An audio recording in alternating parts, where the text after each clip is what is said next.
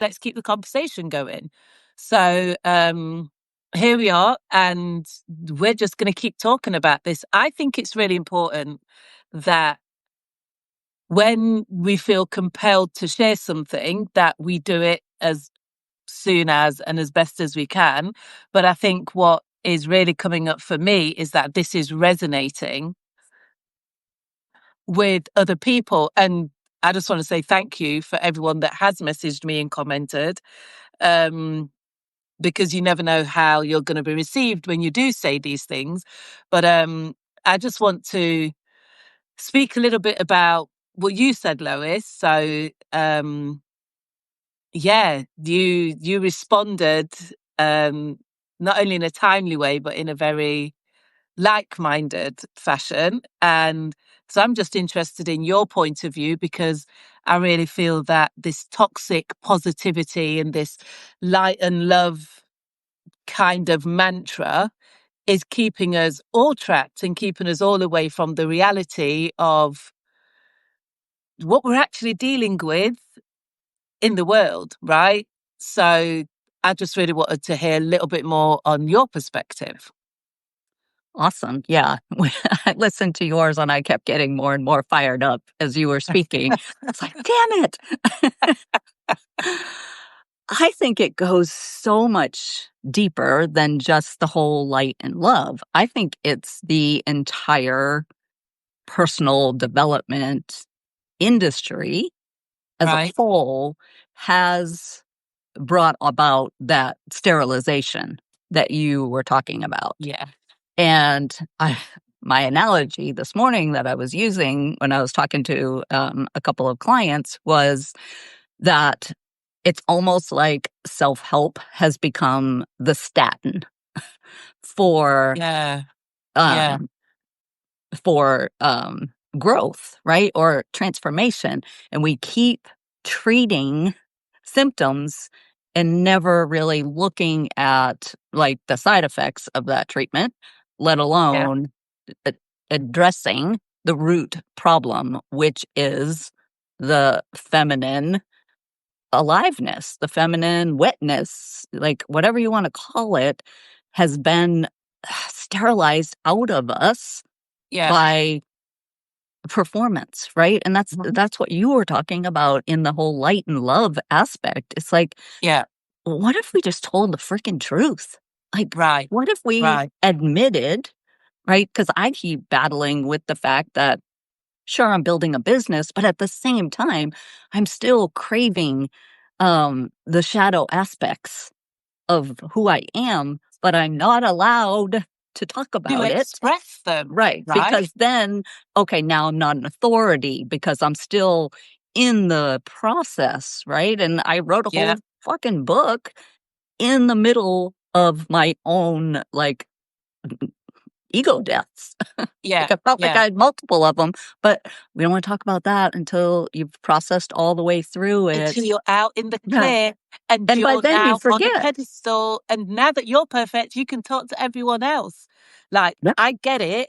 And I get it so much. And I think for me, the point that you make about it's almost as if um, we're not praised, we're not respected, we're not validated when we show up with our shadow, Okay. right? The sanitization, the sterilization that you speak of, um, it just reminds me of organized religion so much that it feels painful to me. And I don't say this to disrespect anybody's beliefs, right? Everybody chooses their path.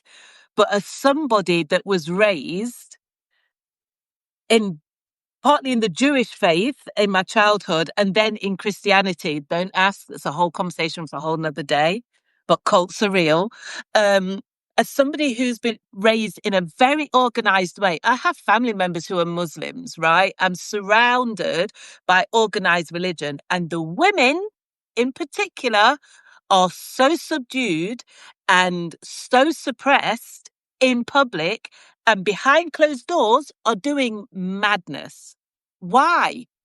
Because where's the permission to cuss, drink, swear, like do all the things that our shadow is calling us to do without being abandoned, right? Or punished, or whatever it is that everyone's afraid of.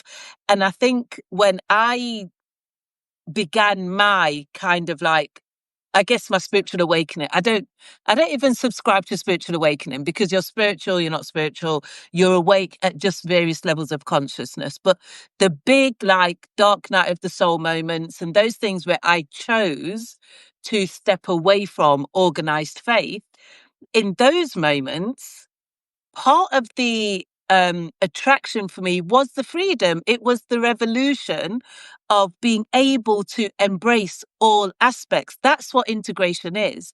And I just think that with the spiritual movement, and I can see the drift towards the light and love mantras, and towards that, let's be optimistic, let's speak about hope.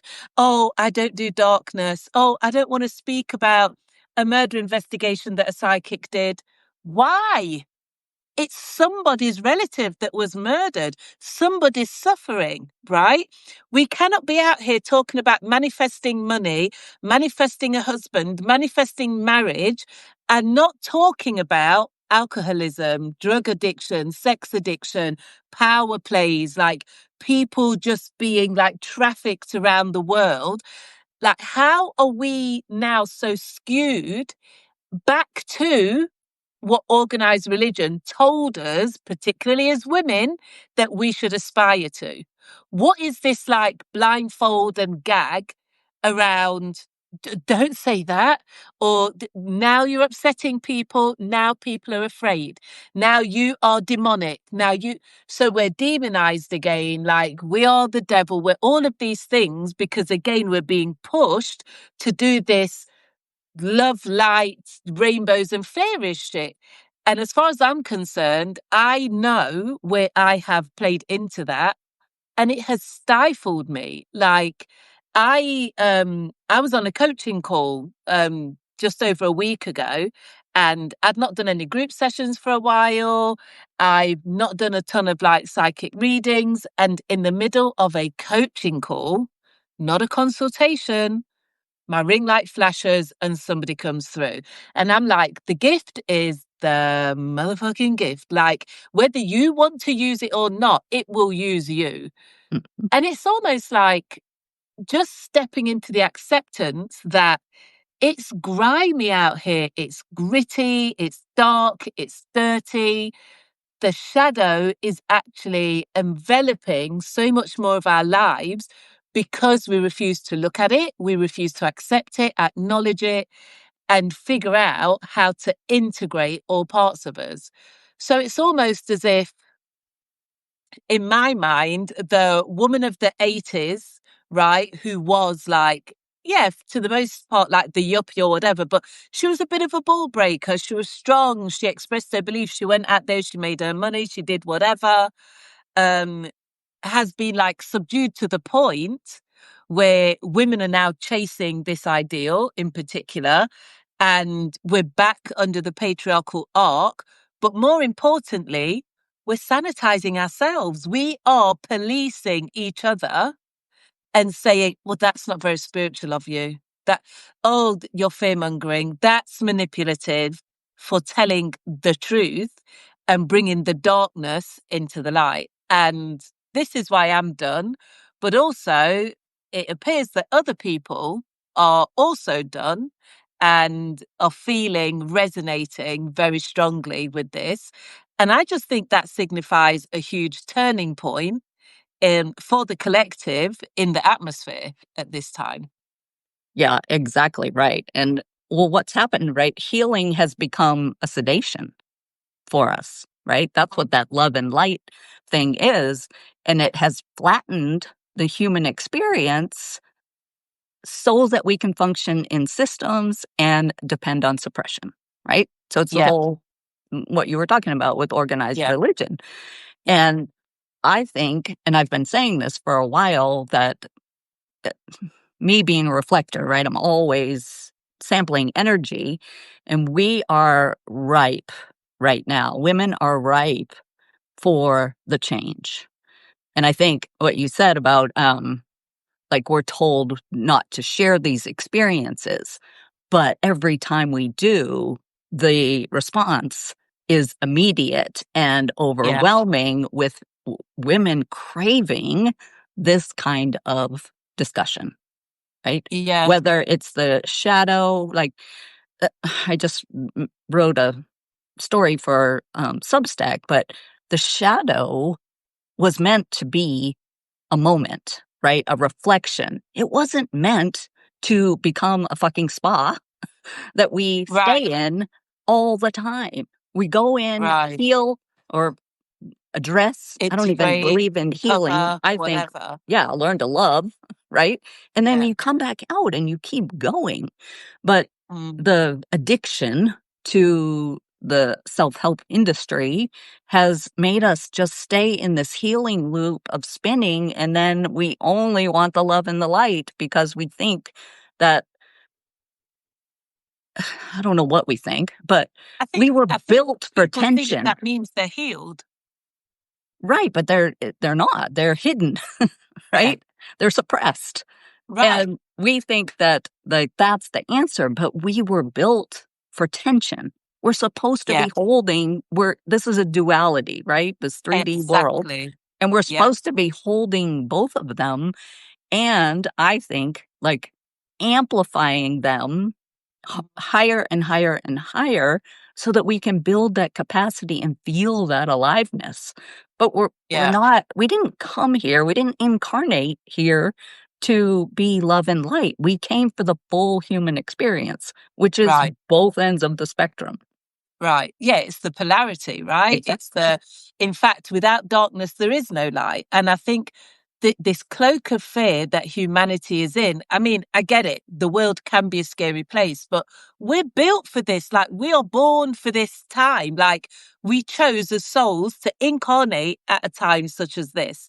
So, if we came here for this time, what are we shying away from? And how have we allowed this to develop? But not only develop, but we're all kind of like lemmings following each other one after the other into it. And We're I know that, self-sedating. right. And I know that for me, when I started my journey of like personal development, it was all about figuring out the secrets of the universe, the universal laws. It wasn't about like, how do I be a better person? Because I didn't have this notion that I needed to be compliant. I'm exceptionally rebellious, like definitely a trailblazer. I could care less what like most people in society thinks. However, when people chip away at you bit by bit over time, you will succumb to like a little bit of people pleasing here and there. And I think when we allow ourselves to really connect with what we're actually feeling outside of the guidelines of the good girl, being a good person, being a good spiritual soul, right? Spiritual people are supposed to be warriors. We are supposed to be trailblazers. We're supposed to say the things that are not being said in society, right? We are not supposed to be calling ourselves gurus, sitting on pulpits and pedestals and saying, now everybody follow me. This is how we do it. Let's all do yoga. I hate yoga. I don't know what to tell you. I get motion sickness on Pilates reformer. I don't know what to tell you, but I will run a 5K and lift some weights. I'll do a spin class. Maybe that's my practice, right? And the thing is, it's like at the end of the day, if we do not figure out our truth as an individual, then our piece of the puzzle is not being added. Our contribution to the party is missing, and everything cannot be all one kind of like hue, flavor. It just doesn't work. And I think that the way that I'm currently feeling is definitely part of like picking up on all of the conversations I've had in the past few weeks. I haven't spoken to one person who said, oh, life is great right now. Things are looking up. Everybody, and it's not about who's worse off or who's better off. Everybody is facing like incredible challenges, like real difficulties, like real personal crises that seem to be a little bit outside of the ordinary at this moment in time. And I think if this is what we're facing, is this because people are ignoring the hardship and the darkness that's happening in the world, right? We have the privilege right now of sitting here having this conversation without bombs being dropped outside our windows. We're not in the midst of like some kind of disease crisis or whatever else. Like, thank goodness we're not being like essayed or trafficked or whatever. And we're not sitting here dealing with like terrible cravings that mean we've got to go and like shoot up somewhere. Like, we have the ability to lead a few people just through what we've learned, right? What we have come through or overcome, but we're nowhere near done. Like, it's not an onion, it's just an eternal, like, layering of karma that we're working through. You know, people go, oh, it's like an onion. Onions are finite, like, karma is not. Like, soul contracts are not. We incarnate over and over again and we bring layers every single time. And I just think, if people really, really consider themselves to be spiritual, to be some kind of outlier, to be outside of religion and societal conditioning and all the rest of it, then they really need to connect with the truth. But look at the darkness. Like, look at what's really happening in the world. Look at your neighbor is going through hell right now, and you won't even say good morning. Like, where's the human connection? Do you know what I mean? Like, somebody like falls over in the street, people step over them. What? But you are a spiritual guru and it's all light and love. And I mean, if this is calling anybody out, if the cat fits, whatever. But I think what I'm trying to say is that the judgment that we have around people telling the truth and living their life somewhat in darkness is massively misplaced. In fact, there should be zero judgment for the darkness, for people who are living in their shadow. I don't care how you got there, right? There's no need for judgment in those places. In fact, that's where we need more compassion and more curiosity, because that's where we learn what life is really about. So in our attempts to constantly avoid the trials and tribulations of life, we don't grow, we stagnate. And then we put ourselves on a pedestal and say, look at my life. Like, are you joking? It's like, I'm just done with all of that. And I just think that the work that you do speaks massively to what's been hidden and forbidden and like locked away. And this is why things like 50 Shades are so popular. And this is why Mills and Boon are still bestsellers. And this is why people are hiding and going to like private orgies and sex parties and like swinging clubs in the dark, because they have all of this suppressed, like, just energy. Yeah. That they are not permitted to release, talk about, or even find a positive way to express. And I don't mean this to be everybody, but there are huge numbers of people who are hiding their truth. Yeah. Well, I mean, look at the explosion of the erotic fiction genre post COVID, right? That severing of connection that happened during that year and a half or 2 years, whatever it was that we were quarantined, basically, had nowhere to go. And women, especially, but I see so many men reading erotic fiction now as well. Wow. Like, that has been the outlet for their ability to process emotion through, right? And I think, I'm all about erotic fantasy and what that really is trying to tell me. And it's time to start talking about them and not stop hiding them, right? Yeah. There's been trailblazers in that industry, and it'll get a little traction and then it fizzles out because there's so much, to your point, light and love coming or telling us that that's taboo or you can't talk about it until you've processed it and all the things we've covered already, that it, like it almost feels like a dam building up that's about to burst. Yeah. And I mean, I'd rather us like controlled open it instead of allowing it to burst open. But I mean, It's if it has to, it's going to burst either it's way. going to come one way or another. So Yeah. you can either come voluntarily or you're going to be drugged there one way Yeah. or another. Yeah. Yeah. And I think that the pressure that you're sensing, feeling, I mean, we can see it atmospherically, like there's a grand water trine coming together, like Pluto stationing to go direct, like Pluto takes us through transformation. But I think this 3-eye atlas interstellar object, I've watched so many videos at this point. Like, I don't watch a lot of TV. I do watch the occasional show, but I have been pulling charts for this, analyzing videos, listening to as many viewpoints as possible. And for the most part, it's all toxic positivity, right? Here's the truth though. Comets are omens, just like eclipses are. The ancients knew what they were saying. This whole thing of like where we dismiss ancient civilizations like we know better, laughable. But anyway, there has to be pressure from an object like that being in the solar system, right? So it did a flyby Mars. It has to have affected Mars. It's about to go behind the sun. It's got to be affecting the energy that we're feeling. And this eclipse was particularly heavy. We're still feeling the aftermath of that. But to have something like this, literally on the day of the lunar eclipse in Pisces, turn green, there's no mistake in that.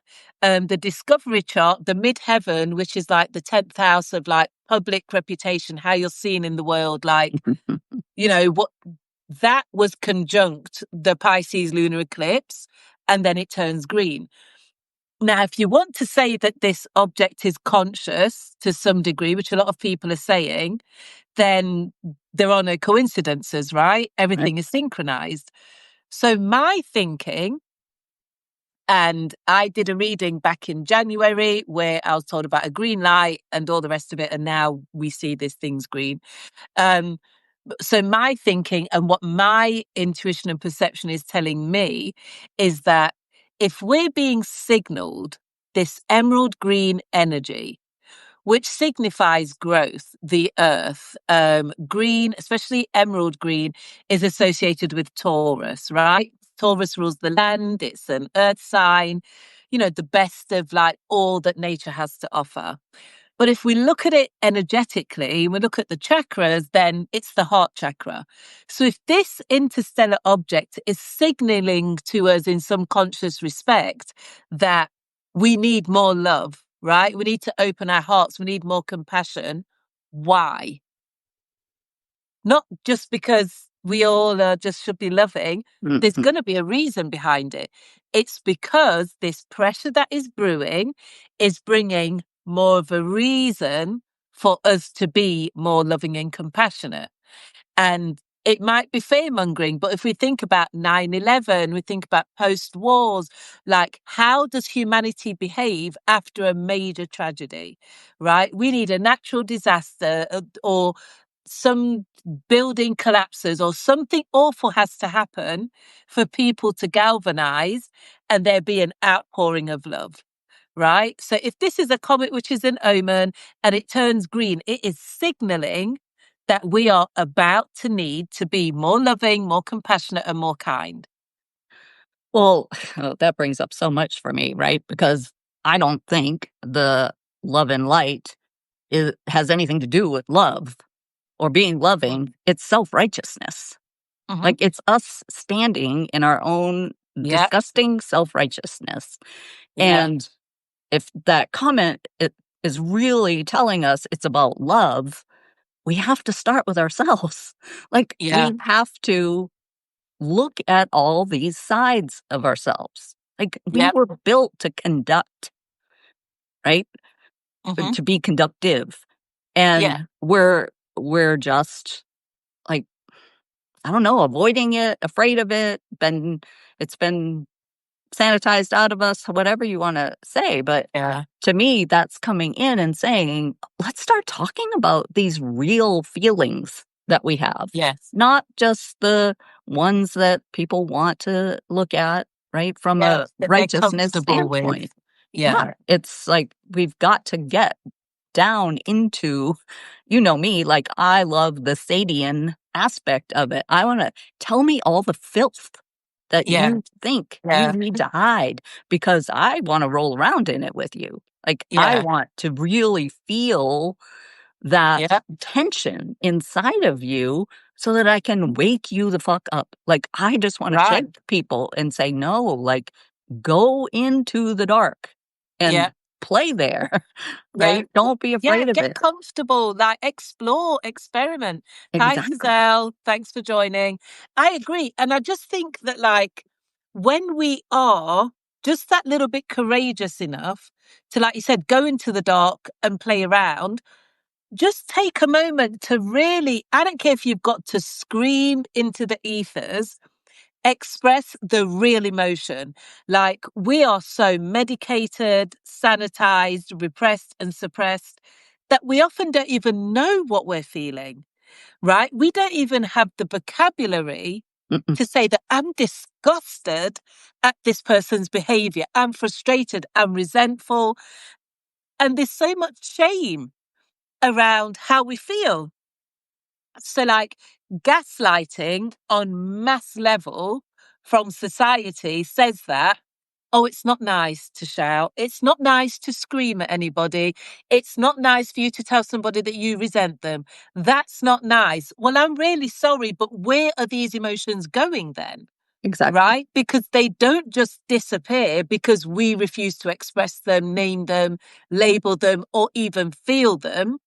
And in fact, without giving ourselves permission to get really dark, like entertain those dark thoughts sometimes, entertain them. That doesn't mean you have to take action with them, but you must accept them, allow them, definitely acknowledge them, and allow them to pass in their own time. Like, examine and explore.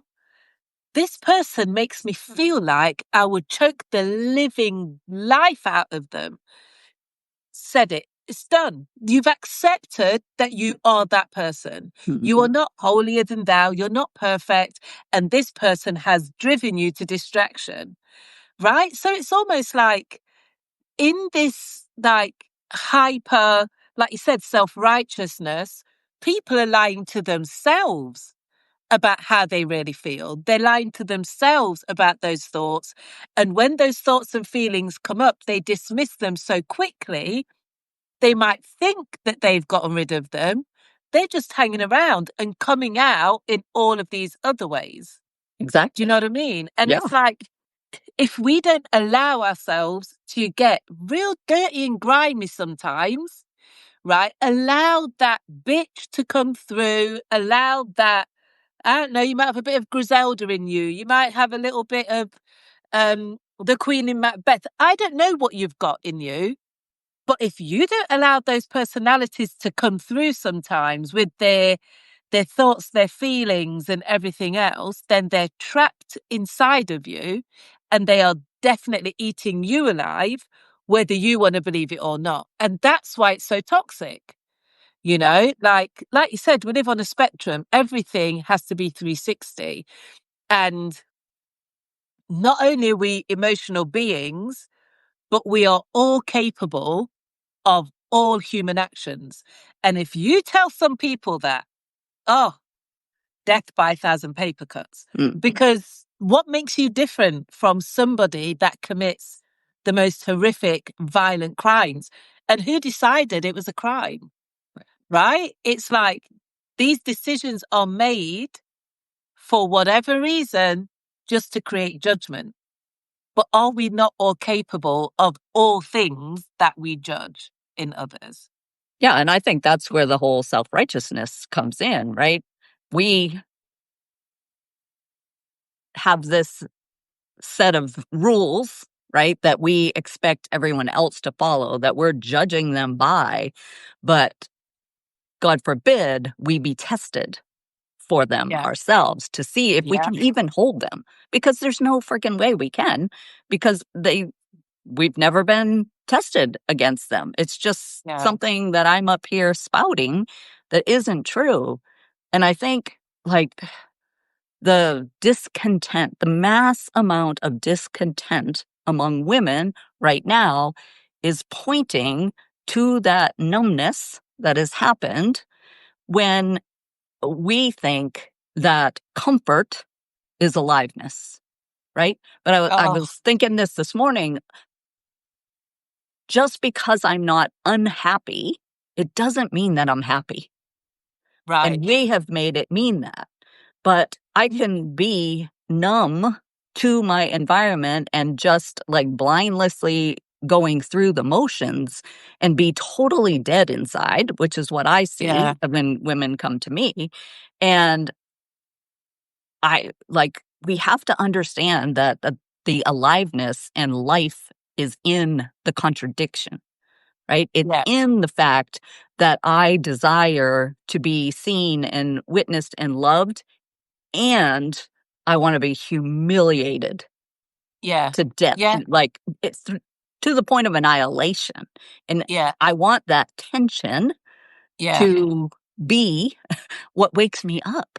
Like, Yeah. otherwise, I'm just plugging along, doing my thing. Nothing's really bad. Nothing's really It's really wrong. good. Yeah. It's okay, right? But that's not a life. Like Yeah. that, to your point, that's like being eaten alive from the inside out. Yeah. And it's called chaotic, right? It's called dramatic. It's called all these words, and then Yeah, and we're supposed but to be afraid of the chaos, right? right. Well, we don't want And chaos. I tell you look at my human design. I am Chaos 101. I am built for this shit. I just tell you that. So it's almost like, I have a lot of people say to me, like, oh, it must be a lot, like dealing with a lot of people and their issues. And I'm like, nope. Well, how do you feel like, you do these readings and all these things come up and all these things that get a bit tired? Like, are you not? No, I'm not scared. I don't fear chaos. I don't fear drama. My whole life is a movie. Like, I was born into what some people would call darkness. Now, here's the thing. If you're born into it, you don't know that it's dark. That's the first thing.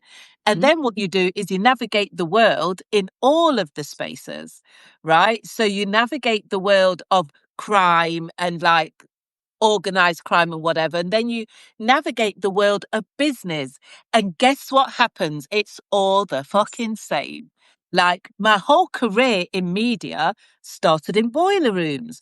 I come from a community where in the UK, like, drugs were rife. Like, I never had any fear because I went to Sunday school with everyone that either became an addict or a seller or a burglar or whatever. Like, there were people I went to Sunday school with, not even normal school, Sunday school, right? So I just didn't have any fear because I knew everybody, because that's just the world I was born into. And so when I moved to London and I started working in these boiler rooms and these big media organizations, I was so comfortable. It was all familiar. I knew the rules. I knew how to be cutthroat. I knew how to be ruthless. I knew how to get the bag. I knew how to make the money, except it was legal. So it's almost like, because I had the space and the ability to operate in a way that I was comfortable, I became super successful. Mm-hmm. And then life happens, and I start to join this community, and I feel myself getting more and more frustrated because I was told that becoming a therapist and a spiritual teacher, that I'd have more peace and my life would be more harmonious. And you know what? I had more peace throwing chairs across the office, kicking people out of my office, doing big deals, getting up at 3 a.m. to get on the radio, organizing TV shows, traveling like nonstop. I had more peace because people were so real. People would ball you out over not doing your job right, not doing a deal, like giving them their money, whatever it was. people were so blatantly honest and themselves that you just knew what you were dealing with. And then fast forward to now, it's like, you're upset? Why are you so upset? Like, I just told you that somebody might do something terrible to you so you can protect yourself, and you're upset.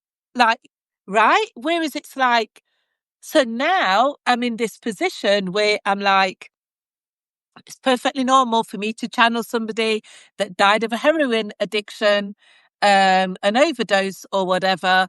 But somebody over here is really upset that I'm talking about the fact that somebody died from a heroin addiction at a really young age. And that's a tragedy. Because what I should be saying is, don't worry about the eclipse. Light and love, little one. No. Just like, how do I really navigate this seemingly, and this obviously is a big generalization, but seemingly fake world that judges the world that I was born into, the world that I worked in, and everything that goes on there, where people just don't wear masks because they haven't got time. Do you know what I mean? And it's like, I've hung around with what everybody would call the lower echelons of society. The most honest women you'll ever meet are prostitutes and madams, right? Exactly. The most caring and loving people you'll ever meet are addicts. The richest people you will ever meet are addicts. Addicts are multimillionaires. Those people know how to get the money, like it or not. Like, so everything that people in the spiritual community are aspiring to, it's happening in what they call the darkness, right? Go hang out there and see where it resonates with you, see where it connects. Give yourself permission to just be real for a minute. Just deal with the reality of your identity. It's so interesting. Another rant. Yeah, it's so fascinating, like, to listen to you tell about your upbringing and where you thrived. I was born in the '60s in the midst of the frickin' sexual revolution, right? It's Right. when everything people were exploring, it was sex, drugs, rock and roll, like, all of that was happening, and I thrived in the corporate world, which was Yeah. ruthless, right? Yeah. But it was because conflict doesn't fucking bother me. Like, Right. I look what I grew up in. And Right. I also, to your point, normalized my upbringing where, our parents couldn't deal with emotions, right? So we did sweep Yeah. shit under the rug, and we were like not met. Our emotional Yes. needs weren't met. I didn't know that I didn't have a great childhood until somebody Right. told me that I had trauma, right? Yeah. And Yeah. I'm not talking about big T trauma. I totally Yeah. understand that. But uh, like the way we grew up, sure, it, it could have been different, but it wasn't, It right? was And what it was. we don't want to look at how things actually are. We want to look at how we think they should be. And Yeah. then we spin all these stories to justify our numbness, right? Yeah. Instead of, to your point, like, I knew if I did something that my parents were going to beat my ass, like, Right. period. I didn't have to worry about a teacher, like, meeting with a parent or anything. Like, the parent was going to take care of it. And we also wanted responsibility back then. Like, Yeah. give me the option to take responsibility for this. Eh, Yeah. I don't care what the consequences are. I might fail, but I want that opportunity. Whereas in today's world, we're like, oh, no, I don't put my name on that. I don't want Yeah. that unless you can guarantee that I'm going to win. Yeah. And we just keep hiding behind all of this Yeah. when, like, maybe we need to, step back a few decades and take a lesson from what you were just saying of, Yeah. like, just let me know where I stand. Because Right. when you don't, as a human, I'm going to make up a story about it. Yeah. And we're all living in all this made up stories The instead illusions of are the wild. masks, the illusions, all of that, Yeah. instead of just freaking saying what we're thinking or Yeah. expressing what we're feeling in the moment. Now, I'm not saying Yeah. go beat somebody up, but to your point, if I'm pissed off, I can tell you, look, that fucking pissed me off, Right. period. And then I'm Right. done. I don't have to ruminate in it.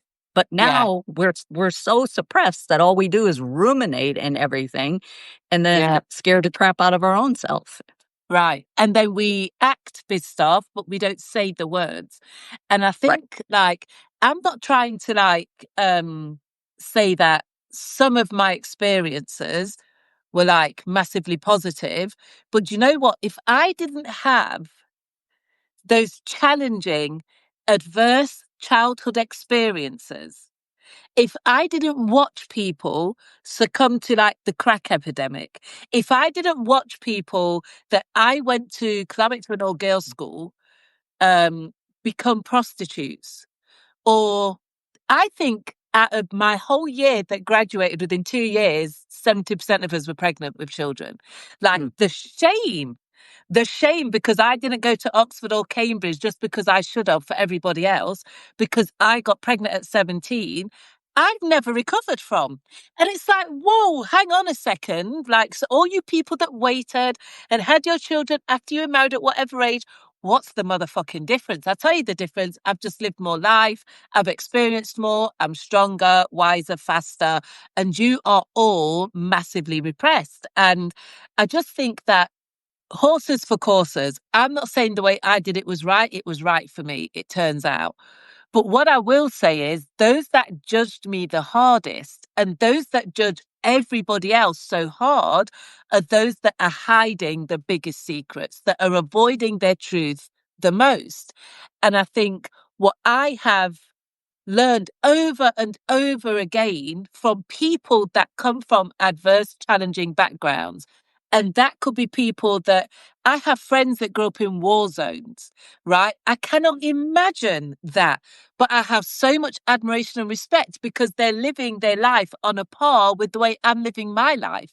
And I don't come from that adversity, right? So when I can look at somebody's life and listen to how they've navigated these challenges, they're just so much more honest, so much more raw. And they never did a personal development course. They never booked an astrology reading, right? They just were like, I had a dream that this was going to happen. I said to my family, grab what you can, let's go. Like, I remember talking to one of my mum's old bosses, who was a Polish Jew that escaped under the bottom of a train. Wow. The kindest, sweetest man I have ever met in my life.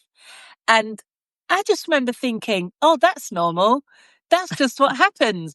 Until I'm much older. This man built an empire in this city and he has the kindest family that we're still friends with to this day. But it's like, what? You held on to the bottom of a train and came and built a fucking empire and a huge family of loving, adoring people who are incredibly rich, by the way.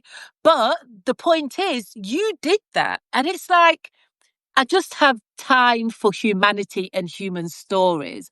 I have a lot of time for adversity and people that will just say, this is my truth, because life happens to all of us.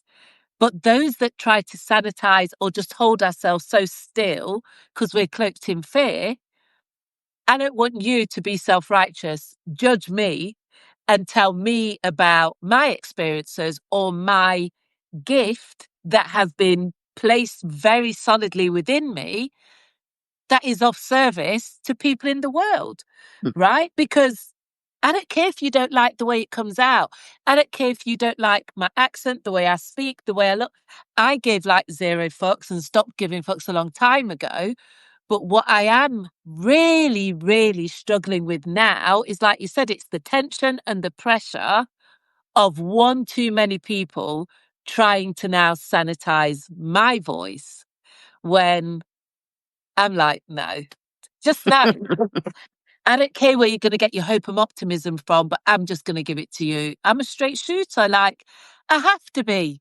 Like, I can't. It just feels so false and fake to be doing, okay, like, let's channel some peace. Sometimes we've got to channel some peace, but we've got to also acknowledge what we're channeling the peace for. Like, we're not channeling peace just for peace sake, right? It's like we're channeling peace because, like, there's mass murders in the world. Because of what? Egos. Come on, let's get real. Do you know what I mean? So I just think that, I mean, I've gone off on a bit of a tangent, but I just think that when we can all get into this space of just less judgment, more curiosity, more compassion. But I think beyond all of that is just trying to, like, understand what human beings really are. Right? We have these myths and these fairy tales of what a human being looks like, acts like, and how they live. And nobody's life is more valuable than another. And nobody offers more than another. And no one's going to live forever. So what are we doing? Yeah. And I think we've been sold the hero's journey, and there is no arrival. That's not what we're here for. No destination. There's no perfect, none of that. It's we're here for the experience, the full freaking ride, right? I want the whole thing. Yeah. And we've forgotten that every person's purpose is different. And so, like, I can judge you all day long, but it's irrelevant because I don't know what your sole purpose is. That point. How am I going to judge that? I don't even know if I know my own, right? Yeah. So it's that I'm going to judge you so I don't have to look at me because I'm not doing my own work to understand how I could live the most fullest. And so. And I think to that point, it's like when we don't take the time with ourselves and for ourselves to really go in, that's when we sit in that self-righteous space and try and hush everybody else, right?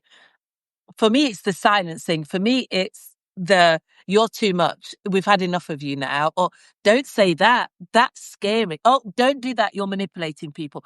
Please be quiet. Like, all of that is because they do not want to hear what is actually resonating with them. And God forbid that what I'm saying appears in your life, because then you've got to step out of that comfort zone that you have created for yourself, where you lie to yourself every day about this perfect life you're living, and then face some harsh realities. And you know what? I just really feel very, very strongly that the consciousness, the collective consciousness, is about to explode, as in the ways in which we try and protect ourselves and hide and do all of these, like, putting on the perfect whatever, that whatever's happening and brewing in the world is going to be so all encompassing that so little of all of that is going to matter. Like, we can already see, I mean, who is it that's buying TikTok? Is it like IBM or what kind of bullshit is that? Like, okay, so it's the end of social media and influencer. Okay, we can accept that, but what's going to emerge in place of it? Because one thing about social media, and I think it started around 2011, 2012, like all of these platforms are emerging. One thing about social media is that it did give people a place to be honest and open and be themselves until it became really contrived.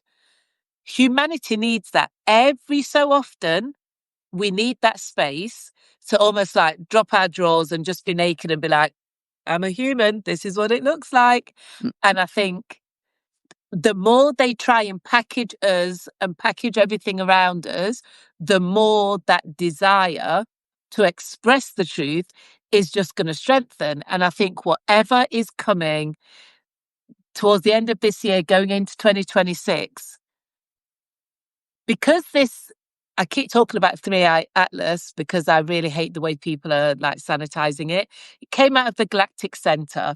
It changed color on the Pisces lunar eclipse. Pisces rules endings. It's the 12th house. Like, people like to talk about Pisces as being, oh, it's mental health and blah, blah. It's endings. It's the end. You know, like at the end of a movie, the end, right? Pisces rules of movies. It's the 12th house. It's the last sign of the zodiac. Things go to Pisces to end. I'm just going to highlight that, right? Something's ending. I don't know what. I mean, I could give you some clues, but something is ending, right? So let's look at the synchronicity. There are no coincidences. So if there are patterns ending and cycles ending and things related to movies and photography are ending and things related to like self-undoing, Pisces rules the house of self-undoing. How are we undoing ourselves, right? It's got to end. This is where the soul separates from matter. In Pisces, right? This is where we ascend. This is where we move into the dreamscape, into the nightmare, whatever you want to call it. But the point I'm making is that if we have something like this in the atmosphere right now, every time we've had something like this in the atmosphere, there's been some major event like the fall of the Roman Empire that has changed the course of the future, of what's next. So for humanity, why are we not looking at this for what it is? Let's go worst case scenario, and anything above that is a bonus. How about that? Mhm. How about saying there's going to be some big endings here? Something different is about to come through. We're going to have to be ready to adapt. Whatever we thought we were on track to do, no more.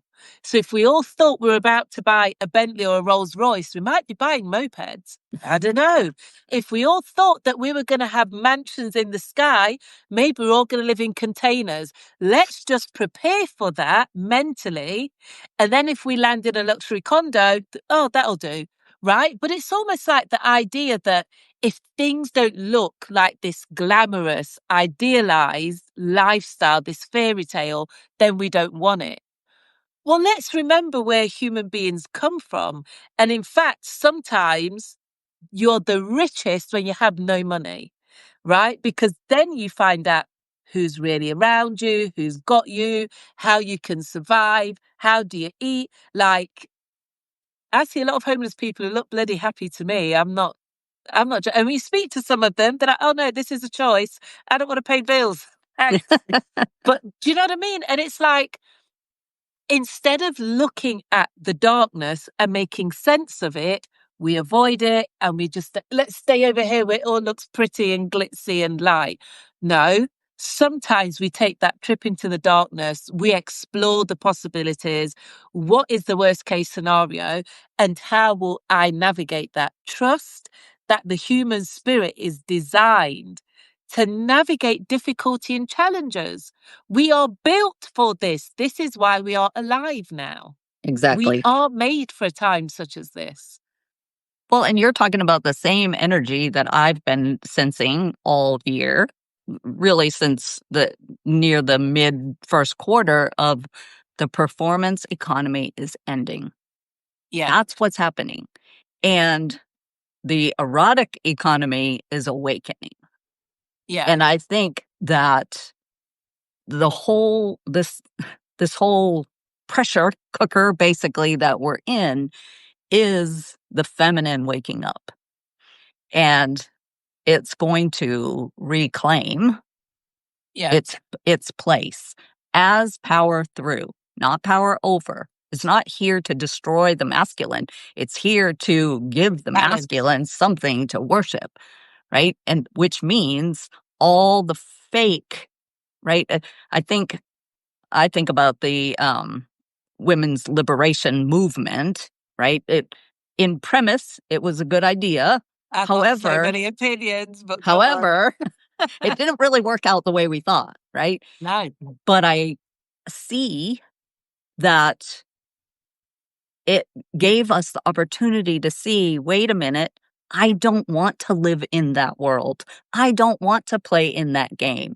I want to play in my own game. And that, I feel like that's what's coming to a head right now, right? Because we climbed the ladder, we got the titles, we did all the things a man can do, and we did it under his rules.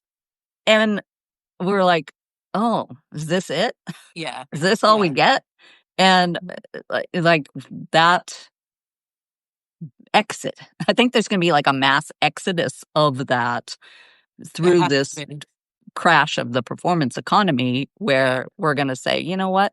I'm going to make my own rules, right? And you talk about being rebellious, and I keep positioning it as outlaw energy. I don't want to rebel against you. I don't even care what you're doing. Yeah. I want to go just be a fucking outlaw, make my own rules, live by my own set of standards, and play my own game. And through that, I am going to really have something to offer the collective. Yeah. Well, to that point, if we look at Pluto is such a significant planet as far as like, just imagine the brightest neon highlighter in the sky. So we can talk about all the other planets all day long, but what Pluto does, it is like that flashing highlight of, just pay attention to this. In all that you're doing, remember Pluto, right? That's how I think about it. And Pluto went through Capricorn for something like 16, almost 17 years. And as Pluto moved through Capricorn, this is where we saw the transformation of governments. We have the government systems we have now where everyone can see the truth. There is no democracy. We had the downfall of a lot of the patriarchy and a lot of the systems, and a lot of things were exposed, right? Pluto exposes. So we could see where a lot of these systems just didn't work. They were created for another time, for another purpose. We're still living under them. They don't work. So a lot of that Capricorn energy is very much about hierarchy, right? It's about that ladder.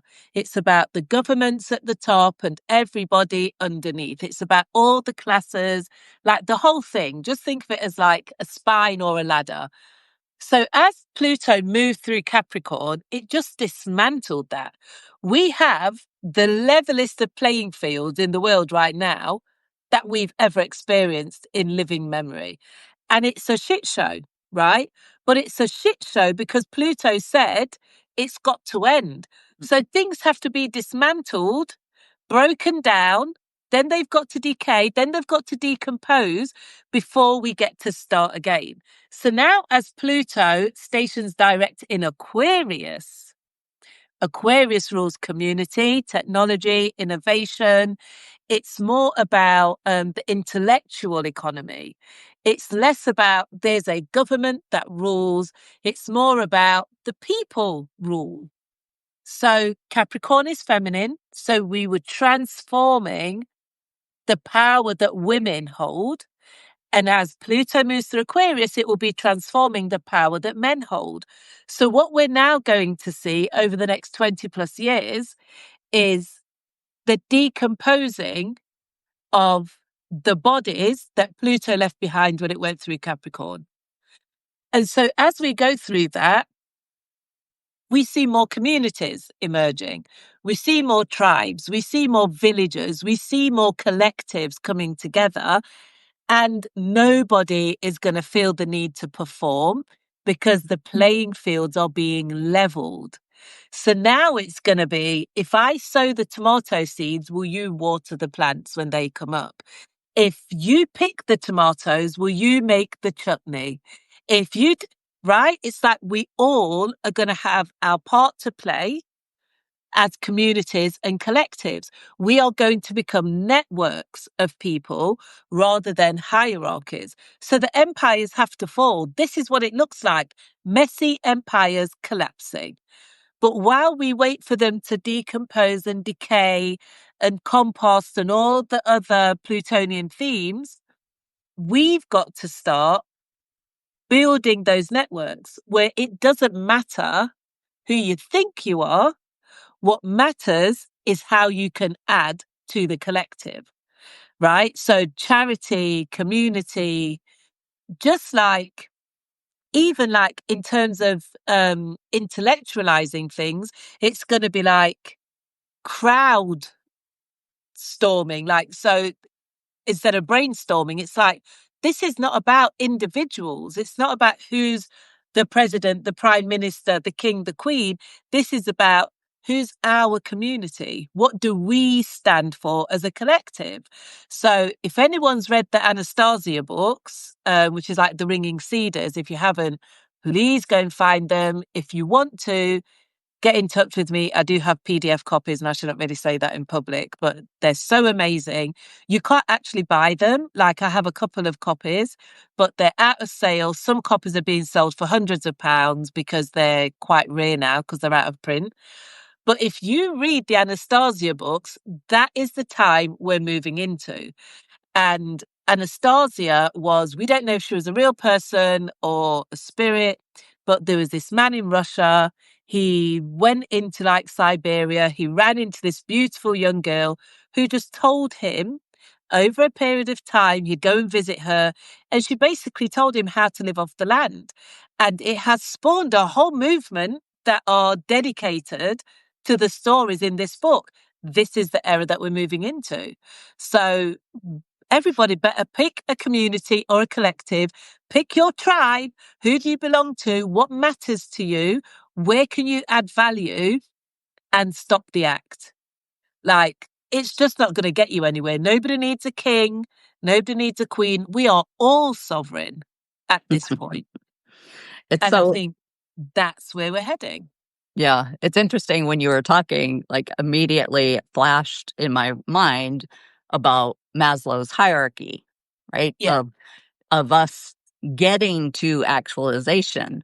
But that's a bastardization of the Blackfoot tribes actualization, where they believe you're born actualized. And you are treated that way.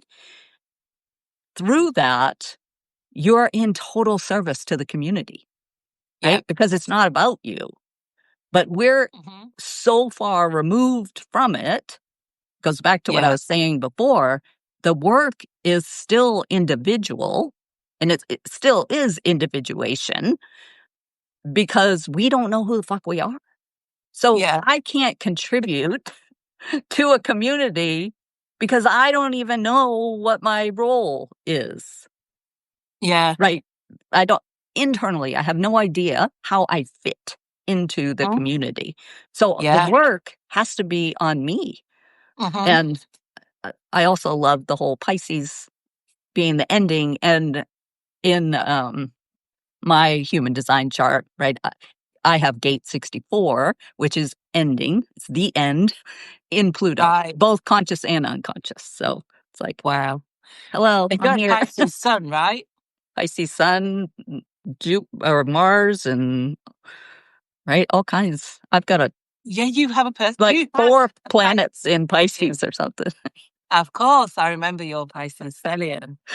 You have a lot going on there. Yeah, so it's like you radiate the energy where you give people permission to end shit. Like, end that cycle. Like, get over it, babes. Like, let's keep going. Next, let's start a new cycle over here. So you literally show up and say to people, period, point blank, let's end it. Right? Exactly. And it's like, that's like the work that you and I have done, where I tell you something and you're like, oh, I'm going to tell you what's going on for you. And it's literally like, cut it out. It's over. Just end it. This is what you do. Can we move on, please? There's more exciting things ahead, right? So you literally radiate that ending, bringing things to a close. Like, you don't have to live with that anymore. But in order to do that, there has to be that willingness to tell your truth. Right? Exactly. So you asked me what my erotic fantasy is, and I told you. Like, and I'm not going to say that, no, I always would have told you. That's just who I am. But I know for some people, they might not feel like they can even admit that to themselves, much less speak the words, right? Because there's so much conditioning and there's just so much at stake, right? Because the judgment and whatever, and it takes a huge amount of work to get to a place where you can literally just speak your darkest truth, right? Or a darker truth. It might not be your darkest. But the point is getting the confidence, getting that little bit of courage, even if it just means that you just spit it out, right? You might not even have hit the bullseye, but you've said something, you've started the process.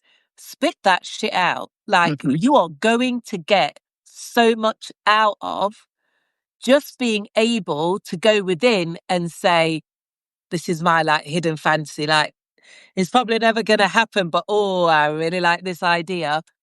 Spit it out. Like allow yourself to connect with what you have told yourself is forbidden fruit. Yeah, because it's telling you something, right? It's the body telling you what you are trying to like navigate without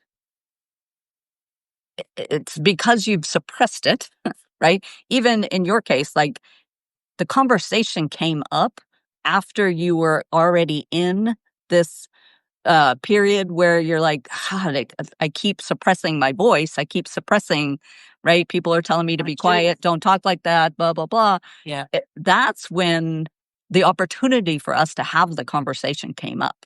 Yeah. So if you're in a position where you're like, God, this fantasy now it keeps popping up and it's always going to come up at the strangest times, right? Because we were talking about book publishing. We weren't talking about erotic fantasy. And all of a sudden, like that conversation just came out of us. And it happens like to everyone that way. Yeah. It's showing you where you are suppressing some sort of truth, something that your body wants desperately, that if you allow it to show you, you can override your ego long enough to see the truth and begin to speak it. Yeah. And even like what you were just saying about me here to help you end things, like my whole conversation this morning with a client was over ending a relationship where the contract has expired a long time ago, but she couldn't let it go. Like she keeps trying to like reattach to it. And it's fascinating for me to watch how much we will fight to hold on to something that isn't meant for us anymore, or perhaps never was, right? That's what FOMO is. Or like I was thinking this morning about, let's say you're getting a divorce, right? Contracts ended, you both agreed, you don't want him, he doesn't want you, but then you see him with another woman. And immediately you're triggered and you want to reattach because it symbolizes your you being discarded or you not being chosen anymore. It's And the not being chosen. Yeah. yeah, so it's our ability to hold that as well as the I don't really want him, but I am envious that he has connection again that I don't have.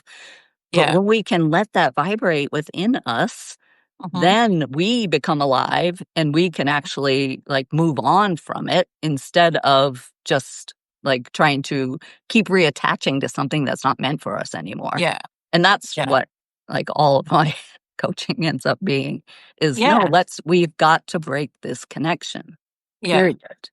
Like the gift and the reward is in the pain, right? And I just don't know how to get people there without just saying, sit in the pain. Like if you were to break your leg, your arm, even your little finger, the pain of that break would motivate you to go and do something else. You'd be like, that hurts too much. I need to get a doctor, take a painkiller, do something, right? When we are faced with these emotional pains, oh no, we reach for some kind of like comfort blanket, some kind of unhealthy coping mechanism, or like you say, we just reattach. I'm not ready yet. I'm not ready yet. I'll just put up with more of this discomfort in the hope that the pain will go away. Well, do you know what? The pain's inevitable. It's only going to get worse the longer you wait to detach. The writing's on the wall. Everything else is there. Now you just need to consciously speak to your truth. And the truth does hurt sometimes, right? The truth is, this is not a good situation. Years down the road, months down the road, even weeks down the road, it's going to get worse. This is not going to work out. It's okay. Like, we've all fucked up. We've all made mistakes, but I'm better off being whole, being the best version of myself by sitting in this pain and letting this pain move me onto whatever I should be doing next.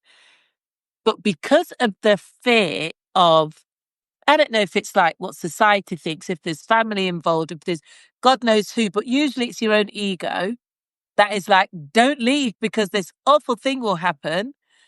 Not only do people stay, but then they get into these modes of like performing, being fake, like covering up the truth, all of these things just to stay there. And it's like, that is why you're suffering so much. And now you're projecting onto other people. Don't tell your truth, because if they tell their truth, maybe you've got to tell yours. And that is a little bit too painful. The truth is just the truth, right? It is what it is. One day we're all going to be dead and no one's going to remember any of us.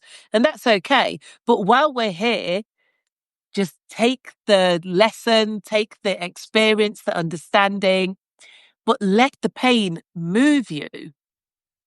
Do not fear the pain. It's the pain that brings the transformation, that emotional discomfort, that sitting in your own shit, in the mess that you made, sitting in it, smelling it, feeling it, knowing I've shit the bed. I don't know why I'm using that analogy, but sitting in it and just knowing that unless you're able to really register it and just fully experience it, you don't even learn the lesson from it. You just go and repeat it. We don't have that much time to waste, like sitting it. This is feeling like this because this is so painful. The pain will go, but you will also be moved forward. You'll be transformed in some way. And you just have so much growth that you'll be able to look back at it and say, thank goodness I allowed that to happen. Well, we think that prolonged struggle is control, right? We're trying to control the pain, but in doing so, like in avoiding the acute, immediate pain of the actual emotion, like we drag it out exponentially longer than it ever has to happen, right? You could sit in it for, I don't know, an hour or two and clear it. But instead, we try to control it and avoid it, and it spans years, right? It's that our addiction to struggle. And in my mind, all struggle is we make it ourselves. It's all inside of our head. That own self-undoing. It's a decision that we make, whether we realize it consciously or not.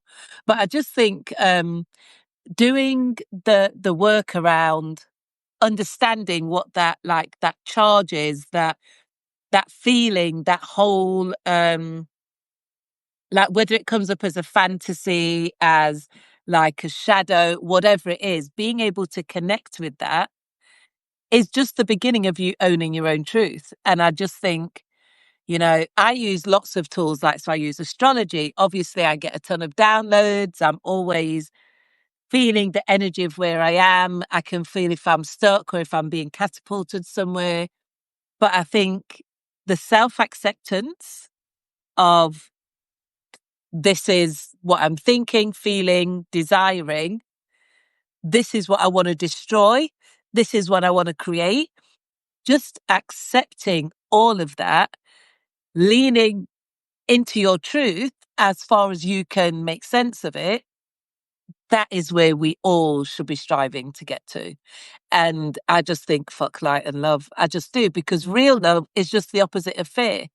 Real love is unconditional. Like, real love is strong, it's powerful, it's direct, it's honest, it's truthful. It is not a soft, floaty cloud of like candy floss that you can wrap yourself in. Right? Real love is somebody goes into like a disaster zone and saves a life, right? That is just like something completely different than this, oh, bless you. That, oh, I bless this, and oh, manifest more money in abundance. Like, I just don't know however many more ways to explain it, but it has to be about us connecting with our truth. It just does. It just has to be about us going really deep within and just acknowledging this is alive in me, you know? And I don't know where I got it from. Like, this is sometimes about the inherited patterns from parents, right? And from our lineage, our ancestors, our communities, like our culture. Like, that when I see people, because I've done this, when I see people deny and reject their parents, their culture, their community where they're from, or where the people that they're most like, that is an absolute full rejection of yourself. What are you afraid of? Right? Because we only reject that which we fear, not that which we love. Right? And then when you can see yourself in all that you're rejecting, then you start to come into your truth. You start to come into wholeness. Yeah. And that's love. That is real love. Yeah, because we have to love in spite of the flaws, because love operates at a soul level, right? It cannot be, it's like, you know, just loving humanity is a job in and of itself, right? Because we are all so flawed. But if we can get into that space where humanity is more important than the labels, the glitz, the glamour, the illusions and everything else, then we're somewhat on the right path. And then for ourselves, it's about going within and saying, do you know what? I really am working on how much self-love I have, or how deeply I love myself. And part of that is just acknowledging this truth. Like, I might have a forbidden fantasy around something that's really violent and is massively judged by society. Okay, now let's explore it. It doesn't mean that you're going to go and act it out, but let's explore it. What is that telling you or trying to tell you? Yeah, it's trying to get your attention somehow, right? I almost think it's last resort because we're given all these subtle clues of what's going on and we ignore them or Yeah, don't see them. And finally, it's like, all right, here's a rape fantasy. Maybe you'll pay attention now, right? yeah, And yeah. that they just About somehow, power, control, right? It's yeah. about being ravished Well, rather than being compliant. or stop playing the good girl, right? It's showing you admit the truth of what you want and own your decision, own your want, own your Yeah. choice. Don't have, use it as plausible deniability in Mhm. case people are, triggered by it or whatever. Right. Like Right. it's way more like that. It- I see a lot of Yeah. it's Yeah. I don't want to lose my performance identity Yeah. by admitting that I want this thing. So like we've come full circle to the censored, self-censoring. Yeah. I'm afraid to say what I mean on social because people might attack me. Yeah. So I'm looking for plausible deniability or some way to soften it so that nobody attacks me. When if I would just run like head first into the total humiliation of being attacked, then so many other people that were meant to hear what I have to say would actually hear it. Yeah. Because I'm doing a disservice to the people that are out there waiting to hear from me by Yeah. suppressing or softening the message. Yeah. Yeah. And I think I mean, just a disclaimer, like not to minimize anybody's experience, but I think when we look at these forbidden fantasies and these really deeply hidden concepts, I think when people start to be able to like speak about these things honestly and openly without judgment, that's when people can start to really get deep into um, not just the truth of their kind of like being in existence, but also what are some of these patterns that may be holding you back, right? Because the truth is, when we talk about things like personal development and everybody wants to like become a better version of themselves, what they're talking about is, can I get rid of the pain? Can I stop the suffering? Can I stop struggling? Can I have a little bit more peace and ease in life, right? Let's be honest. Nobody starts the self-development journey without thinking, my life's a shit show. How can I make it better? Right? I just want an easy life. Some of us are not meant to have an easy life, by the way. But if we can start to figure out, why do I think this way? Why does this pattern constantly show up? Every few years, I experience this thing which I find really distressing. If you're having some kind of fantasy that constantly comes up, that could be the clue to this pattern that keeps you stuck, or that every now and then pops up and causes you a huge amount of distress. And I think speaking to the idea of like dealing with like triggers and traumas and everything else, for so many people, they cannot even identify, like their subconscious has done such a good job of locking things away. They can't even identify what is triggering them and what the original like trauma is. And a lot of the work I do with people, particularly when I do Reiki, is I go in and I find the block and then I replay the story to them.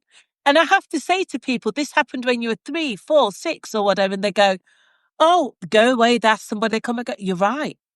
This did happen, because they don't have a memory that they can connect with because that trauma was too powerful for them. And for people who do recall their traumas, they don't always have the ability to connect the trigger, right? So they're like, this awful thing happened.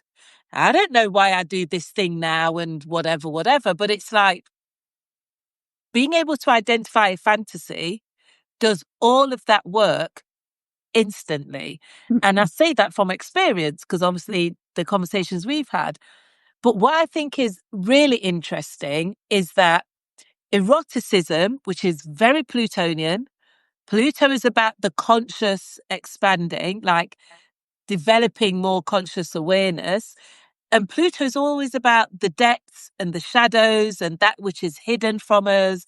Like it's so far away. It's like the king of the Kuiper belt. It's actually outside of the Milky Way. It's that far away. So it really is about how deep can you go? Well, how about Pluto just helps you to go that deep, to reconnect. And here's an erotic fantasy so that you can start that transformation. Mm-hmm. Yeah. It's always leading you somewhere. Yeah. And it's just having the courage to follow it. Mm-hmm. Right. Yeah. And with help, right? So on our own, it might be really hard, but when we can have that reflection from someone that can understand or help dig and find the answer, then it, to your point, it happens really quickly. I think you and your daughter even had a conversation about how quickly you processed the information, right? Because it was right there. I mean, I am very open with both of my daughters. Like, they're definitely my best friends. And I'm over people's ideas of like how close we are. Again, one more thing that I've done wrong. But the thing is that I have adult daughters and I just have done the opposite of what my mother did with me, which is just be like really open, really honest. We can talk about what you want to talk about, but I am very transparent with my life and my experiences. So they are always the kind of like the first port of call to kind of like process things and turn things over. And so when we had the conversation that highlighted all of my money traumas, I guess, and everything that triggers those, And I spoke to my oldest daughter. She was like, whoa, like, because I thought for the most part I'd done a lot of work around this. And it's interesting because I am one of those people in my family in particular, and there are a few of us, but I'm one of them who have been more successful materially than others. And I'm talking about like way beyond where we come from, if that makes sense. Like you've just like exceeded any expectations, especially as a teenage mum. Pat on the back. But it's almost like you think you've dealt with something because you've gone on to create something in the world. So you're not even aware that this pattern still exists, but it's triggered in a different way now. Or that you've done that in spite of that pattern still being alive.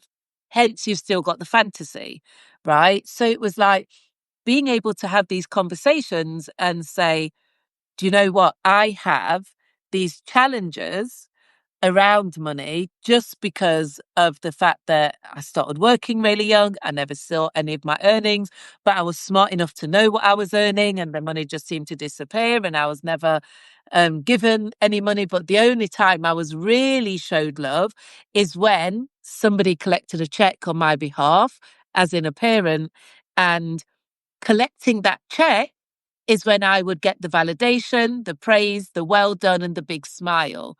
And therefore, I learned to perform for love. So put me on a sales floor. Oh, I'll make you millions. I'll make you millions. I got to be top of that leaderboard. And apart from having a natural gift, it's enhanced by this drive for validation, to be recognized, to be seen. And having Venus in Leo rarely tells that story, right? So I need to be seen as being the moneymaker, the wealthy person, the person that controls finances, that makes it rain, like all of these things. And it's like, so I was born to go through this experience, but that doesn't make it any easier to deal with or process. And so when you think you've dealt with something and then you go, well, this is my erotic fantasy is to have a piggy or like be a findom, then it's like, oh, you've got this thing going on, right?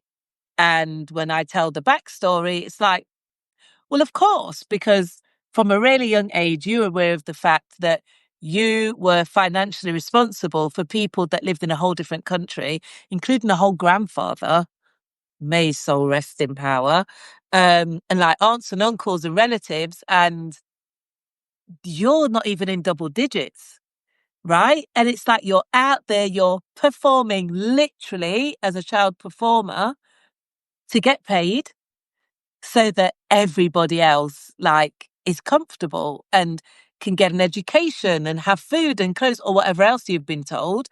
And you, the person that performs and does the work, doesn't receive the check. So going into the world and doing all of this work where the money now comes into my bank account is just a band-aid over it. It's not dealing with the actual pattern. Well, and the way I teach it is this to me, this is another fallacy taught to us in the personal development space, is that you can heal, which means like be the way you were before you had the trauma or the shadow or whatever, which isn't true. Like they never go away. We're never done. We are designed to live with them. It's a cycle. And we go into the dark, we do the work, and then we come back around, get on the light side of the sphere, right? Just like the sun and the moon. And it's great. And then all of a sudden we find ourselves rotating back around, and now we're in the dark again. And we're like, what the hell? I thought I dealt with this. I dealt with this. Yeah. You did in that, at that level that you were at. With the capacity that you have. You're continuously spiraling up or down, however you want to look at it. Yeah. And you're a different person now. So it's showing up in a different way. So let's do some more work. And then we go around again. Like even now, like the work that you and I have done with the fantasy, I don't think you're done, right? I think there's more and you'll get there. But it's almost like having a callus, right? It just gets more and more worn every time we rub against it. And then we die. And people throw dirt on us. The end, right? There's nothing. Or we get burnt, please. Cremation. Yeah. But we release the soul from the body. Exactly. But and so I love that you say that, because like the spiral staircase is one of the very first like images that I was given about life, right? So we're on this spiral staircase, and that means that, as you said, we go up or down, but we have to pass the same points every single time we make a full transit or a full circle. So it's like, if people could just understand that nothing is linear in life, everything is circles. And that's why we can have triangles and other shapes, because they're born out of circles. Just know that. And this is why, even like with the zodiac, we have a wheel, right? As you move through these circles and these transits, you have to come up to these points again. And you keep moving, whether you deal with it or not. So if you lean into what is being presented at the time, you just chip away at it a little bit. You do whatever you have the capacity, the knowledge and the understanding to deal with, and you keep moving. Now, what I really love is that you said you make this circle from the darkness, you come into the light and back into the darkness. So that's an addition. So I'm going to take that and use that, because I love that. Because that's the truth, right? We must, just like the sun and the moon, keep revolving around each other. We have a certain number of hours of daylight and a certain number of hours of moonlight. And it's like, you come out of the darkness, you will come back into the light again, and you'll feel all good and great and relief. And then you'll make the transit back again. But no matter where we are on that spiral, there are lessons that we must confront, deal with, acknowledge, accept, and move through. And some are just more painful than others, right? But it speaks to the fact that everything is temporary. No matter how good, bad, better, worse, whatever language you want to use, it's all temporary. So the only thing that we must do is keep going around in this spiral.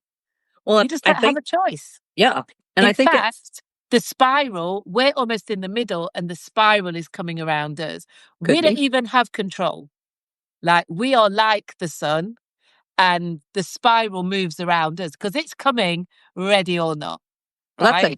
That's a great analogy, like to lead into the fact that what we've done with the bastardization of our journey is listen to all the things that people have told us are wrong with us. So we're off healing, fixing parts of us that weren't even broken to begin with, and aren't even necessary for the journey that we're on.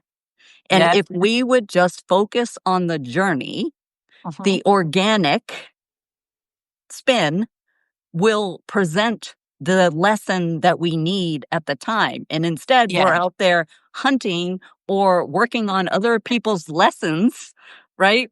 For no reason. And now we're so fucking far off course. We're like, I don't know why I'm here. Right. Facts. That's exactly what happens.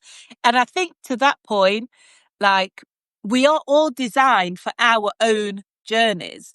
And I just want to say that we're not as unique as we think we are. We're more alike than different. But this is why we have archetypes, right? And just because we don't necessarily look like the archetype that we are, we miss the mark. And then people look at us, they go, oh, well, you're a pretty petite little woman. You should be a mother, a wife, and a housewife, right? Well, maybe she should be a warrior. Maybe she needs to be a general leading troops to war. Maybe she's an investment banker. I don't know. But why? Because we are told that we should be what everybody else is telling us to be, instead of, again, getting back to our truth and being like, why do I think like this? Why do I move like this? Why do I express myself in this way? Why am I like this? It's because you are designed for your purpose. And the minute you connect those dots, you can just like shoot straight out of the catapult. But for so many of us, it takes so many cycles, so many years, sometimes decades. And there are people that, which I think is a great sadness, they exit this planet without ever coming into full acceptance of what they were designed for. We are all fit for purpose. We've just got to get really clear and really honest with ourselves about what that purpose is. Your life will not look like the cookie cutter life. It just won't. So just because you're a woman doesn't mean you be married with kids and, you know, somebody's wife and whatever else. You might have to be a warrior. And just because you're a grandmother doesn't mean that you're not here to tell the story of erotic fantasies. Right? And I think what you just said was really important, that we're more alike than we think. And that's like the key message that I want to put out there from an erotic fantasy standpoint is what we think is most personal is most general, right? Yeah. And if you're having a fantasy, right, whatever it is, your FinDom fantasy, there are thousands, maybe millions of people, women, having the exact same fantasy, but they think they're the only one, right? And it goes back to our getting into community and collectives and talking about these things. Just like we started the topic today, right? Of like, we have to start having these conversations and stop believing the story that we're alone here, because we're not. Yeah. We're all part of one. Right. And this is why the sanitization and the like, just stepping into like the self-righteous light and love and blessing my child kind of energy is just so destructive. And I think when I think about how similar I am to somebody that has lived a life that looks depraved, right? There are millions of prostitutes who are drug addicted, who live on the streets, who have the worst acts happen to them every day that are mothers. How am I different from them? How can I judge them? They've been through the same experience as me, right? There are people in the world who did some like awful acts, like they've killed people, they've repeatedly gone out there with the intention of taking lives, but they're in the army or the navy as opposed to being a serial killer. I don't know. I mean, I'm just going to say, like, there are people that are selling drugs, prescription and otherwise. What's the differentiator, right? Like, and this is not about glorifying either one. This is about the fact that there are just archetypes, right? Like the astrology speaks to this, like Jungian psychology speaks to it. Let's just get really clear that we are more alike than different. And that just because you're not a prostitute in practice doesn't mean you're not of the prostitute archetype. It's okay, right? Just because you are not like a farmer in real life, it doesn't mean that you're not out here sowing and reaping every day. And it's like, if we can just really start to connect with who we are, tell our truth, and just stand in our truth, like 10 toes down, stand in your truth, people will take it or leave it. But like you said, people will gravitate towards you and you will find your archetype, your tribe, your community, your village so quickly. Like after doing that video today, I mean, I didn't have a desire to take it down, but I did think, oh, well, and just put my phone to the side for a couple of hours. And then I just saw that it resonated with people and it got people talking, and I was receiving messages on the video, like by email. I even got a message on Facebook and it was like, I didn't post it on Facebook. Okay, thank you. But it's like, it resonated with people because I just said, I'm done with this like shrouded positivity and blah, blah, blah. I'm just going to tell the truth. This is who I am. Murder, mystery, mayhem. Here it comes, ready or not. Like, disclaimer. And if I do not feel as though I can live my truth, then I will have to depart from this so-called spiritual community in the same way that I departed from the Christian community. Like, I won't do it. I will not continue to like lie to myself and lie to other people. It's not what I'm made for. And in fact, I'm made to not only tell the truth, but offer guidance and protection to people when the truth hits them, right? I have all of it within me. And it's like, find who you are and your people will show up. Well, it resonated because it was passionate. You were impassioned in it versus your typical Stepford wife video. Yeah. This is where the transits are. This is what's happening. Good luck. See you next time. Oh, great Right. impression. And now it's like, rah. Yeah. Exactly. And that's what it is. That's what everyone is looking for, right? Yeah. Show me somebody who is fucking alive and I am following you. Yeah. Right. And Yeah. for us, like the rebellious person, right? The passive rebel, if you will, is who we're looking for. Like, Who we're looking show for. me how you're different. And Yeah. even like as a reflector, right? Ra said the reflectors are here to find the weirdos. That's why I found you, right? But that's exactly it. Yeah. I don't want all of the zombies that are out there just walking around. I want the weirdos. I want the passionate ones, the ones who are admitting, Yeah. you know, all the stuff. I connect so strongly with people who are willing to say, this weird thing is happening to me. I don't know what the hell is going on. Can somebody explain it? Like, it takes so much courage to say, I see things, I feel things, I hear things. My life is a shambles, but I'm here doing this anyway, whatever. And I just think to myself, like, this eclipse just literally stripped so much away from me, highlighted, like just literally pushed into my face, stop pretending, like just like that little adjustment back on track because this is who you are and this is what you do. And then it was like, am I willing to burn it all down? And the truth is, yeah, because I've done it so many times before. And I could care less. Like, I'm still alive. Like, some days, I mean, I should have died at 40 in my mind, and I'm still here. So I'm on borrowed time anyway. But I also think, like, the more times that I burn shit down and rebuild, the better it gets every time.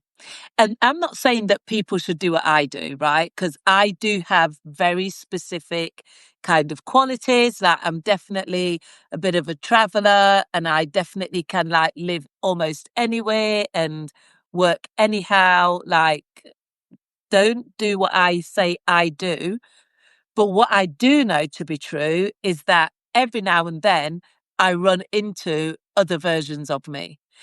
And they always know when I'm hiding. And I say that to say that since this video, and even like in the couple of weeks leading up where I've spoken to a couple of people about how I've been feeling, people have said, oh, I could tell you were hiding, or, oh, I felt like something was missing. Like, they say all these little things and I'm like, so I wasn't even doing a good job of pretending. Like, I was shit at it. They were like, we're waiting. Like, where is she? She's in there somewhere. When's the other shoe gonna drop? Like, and then after today, it was like, proud of you. You spoke your truth. Yay. Like, and then that is the reaction. That's exactly what you're saying. And I just think it's liberating, but it's also essential. It's necessary. And I think in the past, it would have been dangerous for me just because I was so corporate. Now I have the full freedom. Everything I do to make money, I own. So I have the full freedom to be like, fuck it. Like, I'm just going to do this. But there's always going to be naysayers. There's always going to be doubters. There's always going to be somebody trying to calm down. Oh, that's a bit much. Right. But like somebody said, I think it was you that said, yeah, say it louder for the people in the back. Because do you know what? There are some people in the back right now that are saying, oh, so I can do that then. Oh, hang on a minute. It's actually okay. Because I wasn't resonating with the light and love and the blessings and all of that shit. I want to swear and cuss and talk about some dirt and some mess. And I want to tell the truth of my story and what I went through and how I got here. And I just want to show up as me without all the frills and the like masks and the performance, right? And it's like, this is the only way that it's ever going to work. Yeah. It's the only way. It's the only way. I experienced that exact thing with when I opened the Wet Club and I started talking about erotic fantasies and erotic fiction and all of that. And I had this lady, the very first person, the minute I opened the doors, she was there. And she's like, I have been following you for years. I had no idea who she was. She'd Wow. never commented on anything. And she's like, what you just said now, I'm ready. And I was like, Wow. I didn't even know you existed before Yeah. this. And that's what happens, right? When we are just that clear channel of our message, not Yeah. worrying about how it lands or who it's for, the Yeah. people come out of the woodwork and find us. And Yeah. that's It resonates. and the Yeah. willingness, like your willingness to burn it down doesn't mean you have to burn it all down, but Yeah. it gives you the vibration of detachment, right? Because Yeah. now I'm not attached to showing up a specific way other than who I really am. And Yeah. through that, like everything rises. Yeah. Yeah. And I think to that point is like, we have to get to that point of detachment, right? Because it's the attachments that keep us It's control. stuck It's and just control. repeating and all of that. And it's like making up my mind that, right, I'm just going to fast this weekend. I'm going to make a decision. Just making that decision and then getting on live was just like this like battle cry of like, before I disappear, I'm going to let you know why. Because I can no longer dwell in this space of half truths. I can't tell you one thing without telling you what I really know. Because when I get a message, when something comes through for somebody, how do I walk away holding half of the story? That's crazy. It's not even my story to hold. It's like if somebody gives you some money to give to somebody, you go, I'll keep half. Here's your half. They're like, what? But you're supposed to give me X, Y, and Z. What? How do you hold it back? And it's not, for me, it's not about like, oh, how many people liked the post or commented. It's about, can I like be okay with me doing what I know I've been put here to do? Because I've tried to run away from this 100 times. I've tried to shut it down. I've tried to say I don't do this, and I've done. And like, even now, the feeling I have is like, just go back to building your businesses and making lots of money. Don't spend your time doing this. Like, there's no real money in it. No one cares. Everyone's doing light and love. It's all very meh. Like, I'm just not a mere person. Like, I want action. I want vibration. I want energy. I want excitement. Like, I can't do this boring, tired half existence. Like, I need to have fun. I need to laugh. I need to joke. I want to see people light up. I need all the connection. And that comes from me doing what I'm supposed to do, you know? Well, and And it's it's funny, like, right? Because we know we want to be seen as unique, but then we go do what everybody else is doing. what everybody else is doing. Yeah. Yeah. And that's just the truth. But I also think there are so many clues in our truth, like whether you've done your astrology or not, whether you understand your birth chart or not, just look at the pattern of your life. So, for example, um, I grew up with a lot of people that were just in the world of crime. At one point, I think I was the only person in my friendship group that had a job, right? Everybody else, I mean, every type of like hustler you can imagine, right? My besties, right? This is who my children grew up with, and it's fine. So I would often be the person that would get a phone call saying that somebody's boyfriend or partner had been arrested, and could I go to the police station because I was the only person that wasn't wanted. That's just the truth. So I could go into the police station, get them bailed, like find out what's happening, whatever, because their girlfriends were also criminals.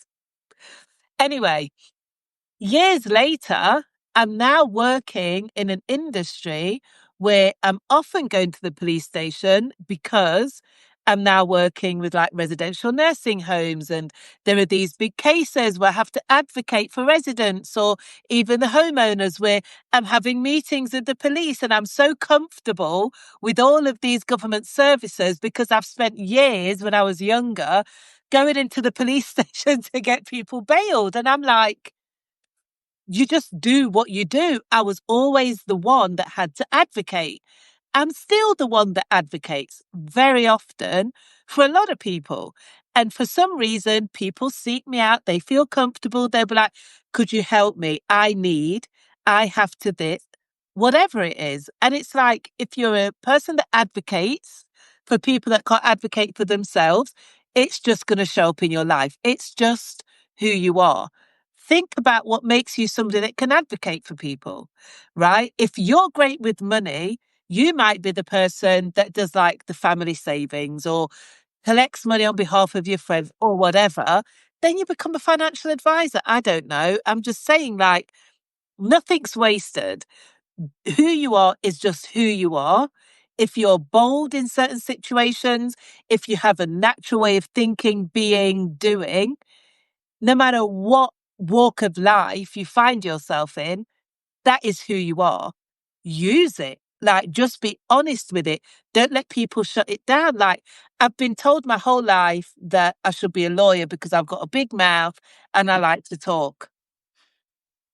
I'm an advocator. I do spiritual readings. Sometimes I've got to shout and tell people that I'm telling my truth. I've got a big mouth and I love to talk. And as my grandson says, I get paid to talk.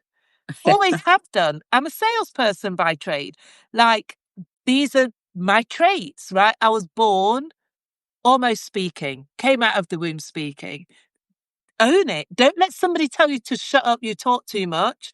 Why are you always shouting? Why are you so loud? Because it's part of who I am. It's my makeup. It's what I'm here to do. Just figure out how to use it, and just don't let people suppress you. Well, and I think we all know, right? We all know what that pattern is and where it's leading us. We just don't give ourselves permission to believe it. And I don't know if your astrology readings are like the human design ones that I do, but every time I read a chart, it's like I'm reading a book of how they've already operated their whole life. And every time they go, oh my God, I can't believe, like, that was the permission I didn't know I was asking for to live it, right? So it's not that we don't know, it's that we don't want to take responsibility for it because we don't want to own any consequences that come, good or bad. Like, because we're afraid of the power of the good and we're afraid of the negative connotation that might come from it. Yeah.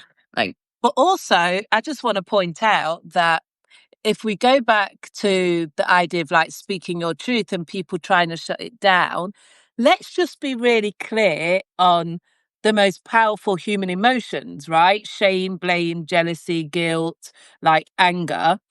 If you had a parent that would get annoyed because you're always talking and they were explosive and angry, that is shutting down your voice, but you need it.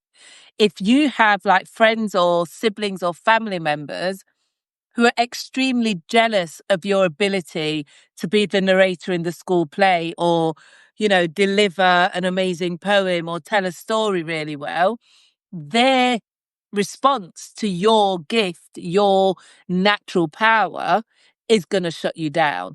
As an adult, when people say you do that too much, you're too much of that, or you're not enough of this, and they try and shame you or guilt you into not living your truth, that's on you to push it back. And it might take you a minute to recognize it and realize what's going on. Don't expect people to change. You change. You say to them, thanks, but no thanks. Like, this is who I am and I own it. And just find the people that appreciate it. Well, the only way that that would affect you as an adult is if you believed it. Yeah. So it's showing you what you Yeah. really believe about yourself, right? Mhm. Now, go work on that, right? Yeah. Instead of working on all these other things, like what about what they said do you actually believe? Believe. And Yeah. that's it. The shame, right? All of that is Yeah. because, well, I think shame is a false emotion, right? That only comes up when there's other people around. Because Yeah. if you were on an island by yourself, you would never feel shame, even if you Yeah. were naked all day, right? It's So, projected by other people. yeah. Yeah. And it's just learning, like, instead of running away from that or dismissing those people, like, look at what they're showing you. Every one of Yeah. us is a mirror for ourselves. Like, Yeah. and I think where I'm just every person in my story is just a projection of a different point of view of me. Of Like, you. you That's and right. you're showing me. Mm-hmm. Yeah. And I need to, like, whoever is triggering me is Yeah. showing me where my work is. Yeah. And the more that we, like you said, that we figure out what we really believe and what really matters to us and how we can get into more self-acceptance, the more people will show up to reflect that self-acceptance, right? Because I remember a point in my life where there was nobody around me that shared a lot of my beliefs around like spirituality or whatever. It was very much like I was surrounded by, naysayers, doubters, people that were very, I don't know, just very troubled in their own way that obviously reflected where I was confused or where I hadn't made solid decisions. And I remember a time like every single one of my friends had like relationship problems. Nobody was happy. Everybody was like traumatized by their partner. Like I had friends where we would do like we do like drive-bys and you park around the corner to sneak and like check up on what your husband's doing. That was so normalized. Why were we friends? Right? And then once that is over, you're over that friend disappears. Like they're no longer in your life. And at that point, it was like your bestie, and we do all this together because we drink wine and cry over our relationships together. In the same way, I was surrounded by people who, just craved material things and status. And, we would always be manifesting the next big SUV, like, oh, what color's your one? And it was like, that was all that mattered, right? The next luxury holiday and that kind of thing. And it's like, as you work through those things and come into acceptance of self, that will be reflected by the people that you're surrounded by. And I am thrilled to see the people that have shown up for me today, because that is an amazing reflection of not only where I am in my life, but the work that I continue to do. And with the current energy that's going on, like, I don't need to see a lot of people, but I do need to see the right people. And I'm like, my people have shown up, they have arrived, I've heard from who I need to hear from. It's almost like I hear from the people that matter Exactly. in these moments that I feel are really tense, right? I wouldn't call them difficult or challenging, but they're moments of real tension where things can go either way, right? So, yeah, Well, and what you're we're all saying makes a lot of sense. yeah. And we're all here saying go. Like, that's what we want. Yeah, That's what we need. yeah, So it's the validation or permission that you weren't even asking for came right. because you are willing to risk it. Yeah, yeah. And sometimes that's all it is, right? So What are yeah, you willing to risk? it's all in the willingness. Like, we Yeah, always talk about being ready for something. Ready is still control. yeah, Willingness I agree. is like, okay, Surrender. It's full surrender. I submit. It is what it You is. How this unfolds is how it yeah. unfolds. So Yeah, it's full surrender. So, well, we've yeah, been and I talking think, for 2 hours, ma'am. Have we? Yeah, well, it's probably time to go then. I mean, what I would say though, before we go, is that obviously some of this has translated into the event that we're co hosting, where before we were definitely trying to straddle a line a little bit with the messaging of like, talking about Anana's descent. Well, that event has been updated, rescheduled, and it's just a little bit truer of like what Lois is here to offer, what, we want people to get out of it. And it's a smaller number. There's only going to be like 7 women on this event. It's very intimate. It's a sharing circle talking about your erotic fantasy and what that is trying to tell you about your life. And if there's an area where you feel stuck or you're repeating an uncomfortable pattern, you're going to want to really join this event. And I will tell you now, I think there are 3 or 4 people already booked in. Yeah. So there aren't many spaces left. There will only be 7. It's $97.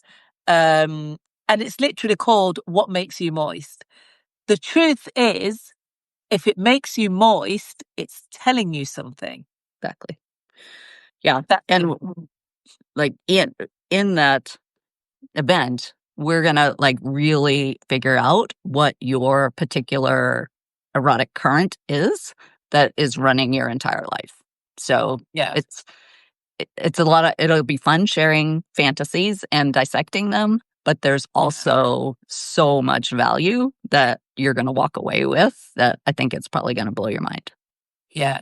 And I think with all group situations, this is an opportunity to feel safe and able to share in like a small circle, a small group that's really intimate. Like we're calling it an orgy, right? And the reason it's an orgy is because like-minded people coming together and exploring almost like the forbidden, the hidden, the secretive, like fantasies. But by the end of it, everybody should feel some sense of relief, right? You get to explore, experience, and express whatever it is that is actually holding you back or holding you down.